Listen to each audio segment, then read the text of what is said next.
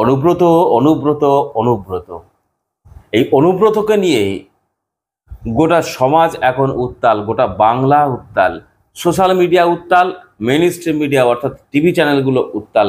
সমালোচনার ঝড় বয়ে যাচ্ছে, ঘৃণার ঝড় বয়ে যাচ্ছে অনুব্রত মণ্ডলের প্রতি এবং বিরোধী রাজনৈতিক দলগুলোর তরফ থেকে তৃণমূলের প্রতি একটি ঘৃণা বর্ষিত হচ্ছে।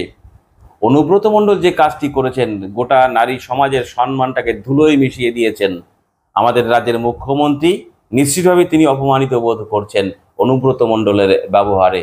নিশ্চিতভাবে তার প্রতি ব্যবস্থা নেবেন তৃণমূল কংগ্রেস বা আমাদের রাজ্যের মহিলা মুখ্যমন্ত্রী এবং পুলিশ মন্ত্রী এবং তার দপ্তরের একজন পুলিশ অফিসার তার মা তার স্ত্রীর সম্মান কোথায় নিয়ে নামিয়েছেন আপনারা প্রত্যেকেই জানেন। সেই ভাষাটি আমি আর আমার প্রতিবেদনের মধ্য দিয়ে তুলে ধরলাম না, কারণ আমার এই প্রতিবেদন অনেক মা, অনেক বোনেরা দেখেন, অনেক মহিলারা দেখেন।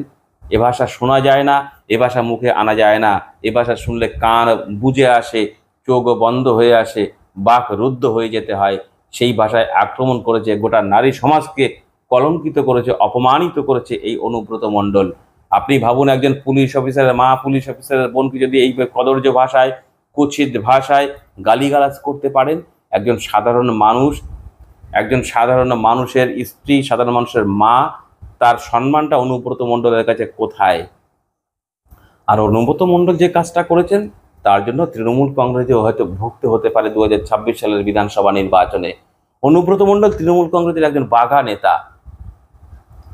সেই অনুব্রত মণ্ডল একজন তৃণমূলের বাঘা নেতা হয়ে নারী সমাজকে যেভাবে কলঙ্কিত করেছেন, যেভাবে অপমানিত করেছেন, তাতে করে মহিলা সমাজ তৃণমূলের প্রতি ক্ষুব্ধ। কারণ তৃণমূল কংগ্রেস এখনো ওই অনুব্রত মণ্ডলকে দল থেকে বহিষ্কার করেনি। আমি যে সময় এই প্রতিবেদনটা তৈরি করছি সেই সময় পর্যন্ত এরকম খবর আমরা পাইনি যে অনুব্রত মণ্ডলকে তৃণমূল কংগ্রেস বহিষ্কার করেছে। স্বাভাবিকভাবেই 2026 সালের বিধানসভা নির্বাচনে মহিলা ভোটে একটা প্রভাব পড়তে বাধ্য। তৃণমূল কংগ্রেসের উপর থেকে মহিলা ভোটের সমর্থন সরে যেতে বাধ্য।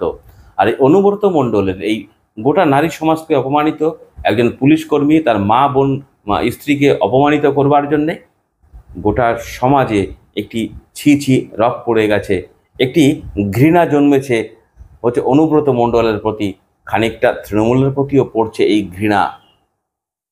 যখন এই ঘৃণা নিয়ে গোটা সমাজ উত্তাল তৃণমূল কংগ্রেসের উপরে এবং অনুব্রত মণ্ডলের পথে ঘৃণা বর্ষিত হচ্ছে, সেই সময় সমাজের সমস্ত অংশ মানুষ তো ছিছি করছে।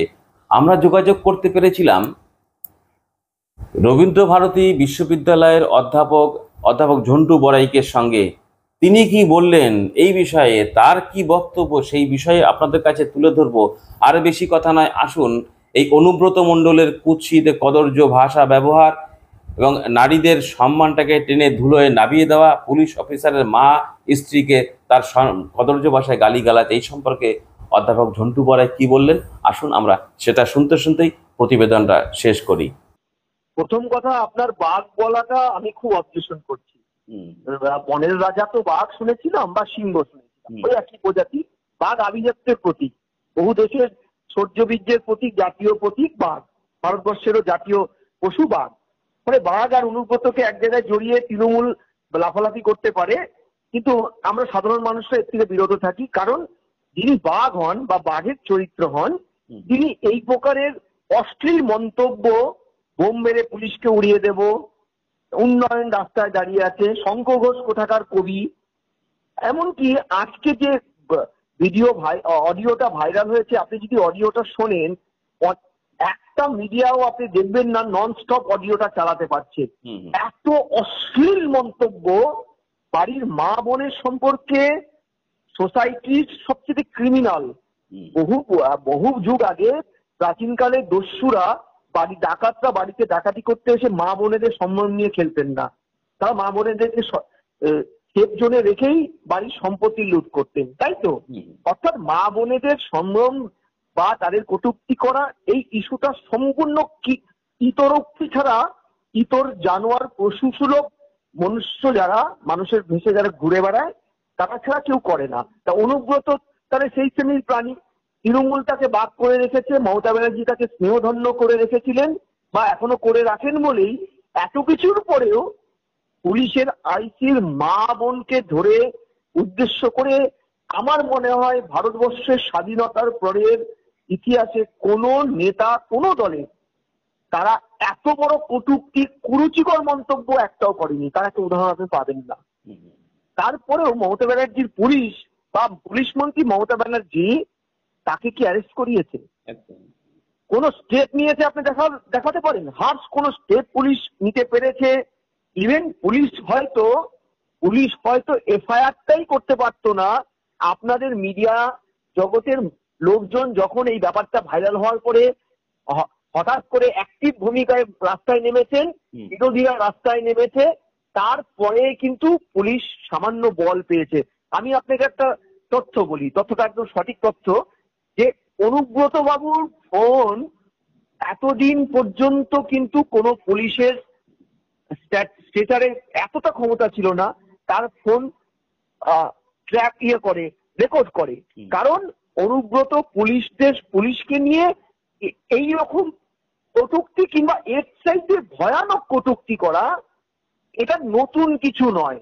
আমরা হয়তো অনেক কিছু জানি না, কারণ বীরভূম জেলার পুলিশের কোনো পদাধিকারী, কোনো সাধারণ পুলিশ কর্মী কারোই অনুব্রতর ফোন নম্বর রেকর্ড করার আগে সেই রকম ক্ষমতা ছিল না।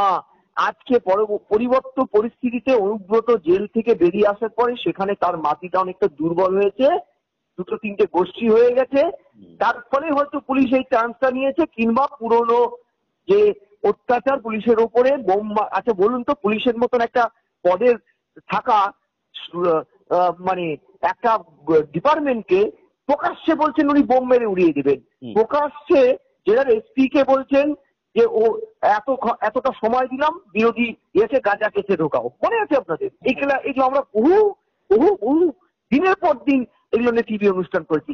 অনুব্রত এবং সন্ত্রাস, অনুব্রত এবং কাপুরুষ, অনুব্রত ইতর, এইগুলো সমার্থক বীরভূমে। ফলে আজকে অনুব্রত কিন্তু আজকে এই রকম জায়গায় আসেনি।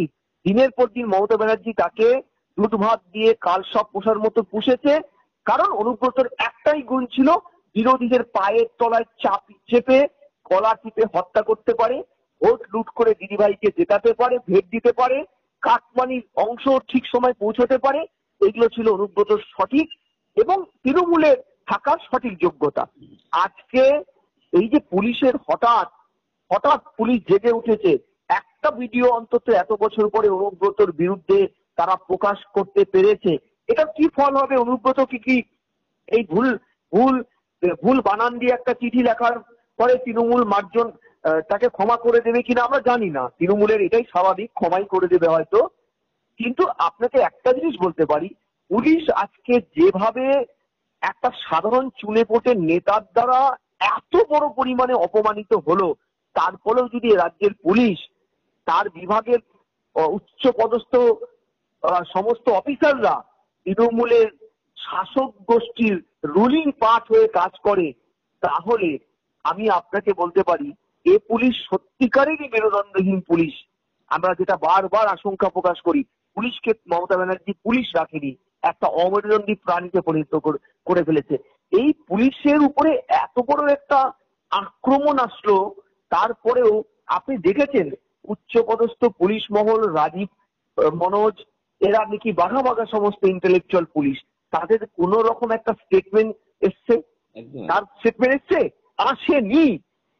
পুলিশের মা বোন নিয়ে পর্যন্ত এই মুহূর্তে তৃণমূল নেতারা খেলা করছে। তারপরেও পুলিশ 50 নট, তারা কতটা দলদাস, কতটা হাতের পুতুল হলে পরে এই পুলিশের এত বড় বড় আক্রমণ হতে পারে। পুলিশকে টেবিলের তলায় লুকোতে রেখেছি তৃণমূলের হামলায়। মমতা ব্যানার্জি খুদ 2012 সালে একদম থানার ভিতর থেকে গুন্ডাকে ছাড়িয়ে এনেছিলেন, তখন তিনি পুলিশ মন্ত্রী কাম মুখ্যমন্ত্রী। আমরা এই পুলিশকে দেখেছি কিভাবে মুর্শিদাবাদে মার খেয়ে, দুদিন আগেও মার খেয়ে, তৃণমূল নেতাদের হাতে মার খেয়ে কিরকম ভাবে পালাচ্ছে পুলিশ। অথচ এই পুলিশ অতি সক্রিয় হয়ে যায় কখন? অস্ত্রহীন।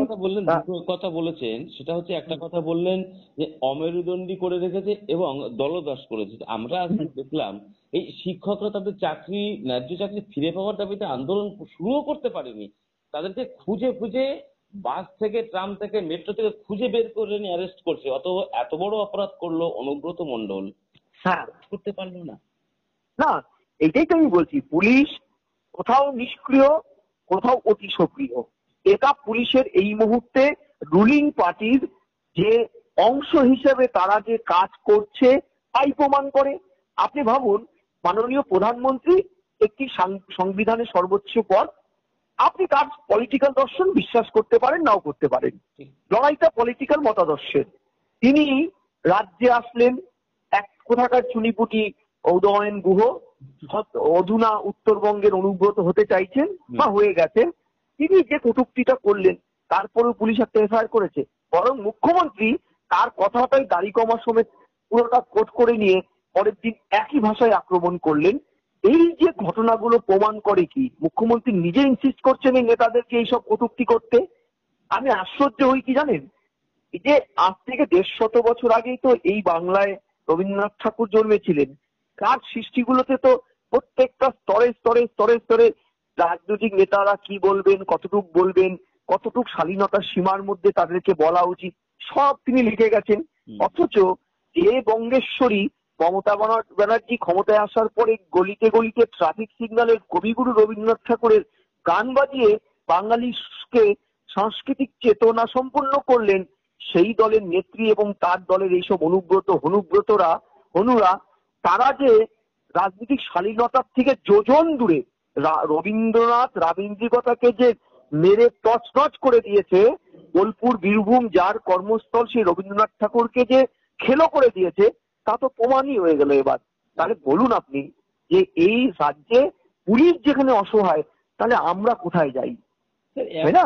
শেষ কথা স্যার, অল্প কথা ছেড়ে দেবো, সেটা হচ্ছে এই যে একের পর এক মহিলাদেরকে অপমানজনক কথাবার্তা, অশ্লীল কথাবার্তা, কারোর মা, কারোর বোন, কারোর স্ত্রী, এই যে লক্ষ্মীর ভান্ডার প্রাপক মহিলারা, এরা এখনো কি সেই ওই লক্ষ্মীর ভান্ডার পেয়ে এই শাসকের উপরে একটা সন্তোষজনক ভূমিকা পালন করবে?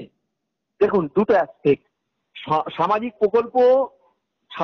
প্রকল্পটা সত্যিকারে বাংলার মতন পিছিয়ে পড়া প্রান্তিক রাজ্য যেখানে চাকরি নেই, বহু শতাংশ বাড়ির মহিলারা উচ্চশিক্ষিত হয়েও বাড়িতে হয় সংসারে ঘানি টানতে টানতেই জীবনের সমস্ত মেধা প্রতিভাটাকে নষ্ট করে দিচ্ছে, কয়জনের বাইরে গিয়ে কাজ করার উপায় আছে বা সম্ভব কাজ মহিলাদের বিশেষ করে।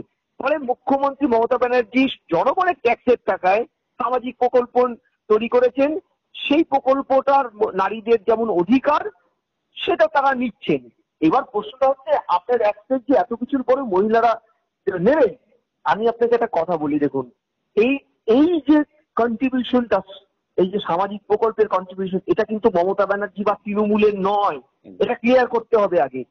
ফলে এই জায়গায় গিয়ে যেমন সাধারণ নারীদের এই রূপশ্রী, কন্যাশ্রী, লক্ষ্মী ভান্ডার নেওয়ার অধিকার আছে, আবার এটারও তাদের অধিকার আছে নীরবে নীরবে মমতা ব্যানার্জি দলের অনুব্রতদের নারীদের সম্পর্কে যে অ্যাটিটিউড, তার জবাব ব্যালট বক্সে দেওয়ার। ফলে দুটোকে কিন্তু এক জায়গায় করলে চলবে না। আমি আবারও বলছি যে কন্যাশ্রী, রূপশ্রী কিন্তু তৃণমূল বা মমতা ব্যানার্জির বাবার সম্পত্তি নয়, সব কথা একদম, এটা জনগণের ট্যাক্সের টাকা। এটা নেওয়ার অধিকার যেমন মহিলাদের আছে, আবার মহিলারাও, আমরা এত তাড়াতাড়ি ভুলে যাচ্ছি কেন, এই রাজ্যটা তো বীরাঙ্গনাদের রাজ্য, মা দুর্গা পূজিত হয়, কালী পূজিত হন।